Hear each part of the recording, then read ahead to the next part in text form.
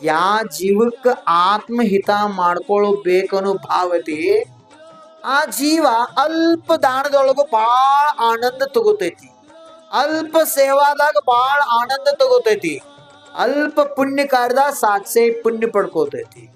ಆ ಪ್ರಕಾರ ಸಣ್ಣ ಬೀಜಿನೊಳಗ ವಿಶಾಲವಾದಂತ ವೃಕ್ಷ ಇರ್ತದ. ಆ ರೀತಿ ಸಣ್ಣ ಆತ್ಮನೊಳಗ ಪರಮಾತ್ಮ ಆಗ್ತಕ್ಕಂಥ ವ್ಯಕ್ತಿತ್ವ ಅದ. ಸಣ್ಣ ಭಾವನೆ ಒಳಗ ತೀರ್ಥಂಕರ ಪ್ರಕೃತಿ ಬಂದು ಮಾಡ್ಕೊಳ್ಳುವಂತ ಸೌಭಾಗ್ಯ ಆ ಜೀವಕ್ಕೆ ಪ್ರಾಪ್ತ ಆಗ್ತದೆ. ಯಾವ ಪ್ರಕಾರ ಒಂದು ಸಣ್ಣ ಸೂರ್ಯನ ಕಿರಣ ಕೇಂದ್ರೀಕೃತ ಮಾಡಿದಾಗ ಪೀನ್ ಮಸೂರದಿಂದ ರೌಕಾಜ್ ಅಂತಿರಲ್ಲ, ಪೀನ್ ಮಸೂರದಿಂದ ಕೇಂದ್ರೀಕೃತ ಮಾಡಿದಾಗ ಬೆಂಕಿ ಹತ್ತಿ ಸುಟ್ಟು ಭಸ್ಮ ಆಗ್ತದೆ.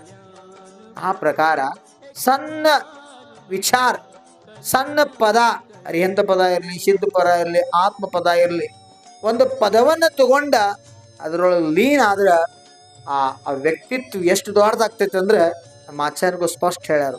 ಪದಸ್ಥ ಮಂತ್ರ ವಾಕ್ಯಂ ಪಿಂಡಸ್ಥ ಸ್ವಾತ್ಮ ಚಿಂತನಂ ರೂಪಸ್ಸ ಶುದ್ಧ ಚಿದ್ರೂಪಂ ರೂಪಾತೀತಂ ನಿರಂಜನ.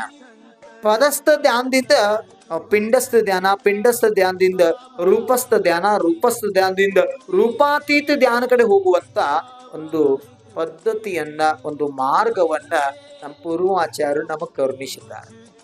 ಒಂದು ಪದ ಯಾವ ಪ್ರಕಾರ ಹಾಲಿನೊಳಗೆ ಇಷ್ಟ ಒಂದು ಸಣ್ಣ ಕೊಬ್ಬರಿ ತೆಂಗಿನಕಾಯ್ದು ಪಟ್ಟಿ ಹಾಕಿಬಿಟ್ರೆ ಸಾಕು, ಆ ಹಾಲಿದ್ದದ್ದು ಹೆಪ್ಪಾಗಿ ಮೊಸರಾಗ್ತದೆ.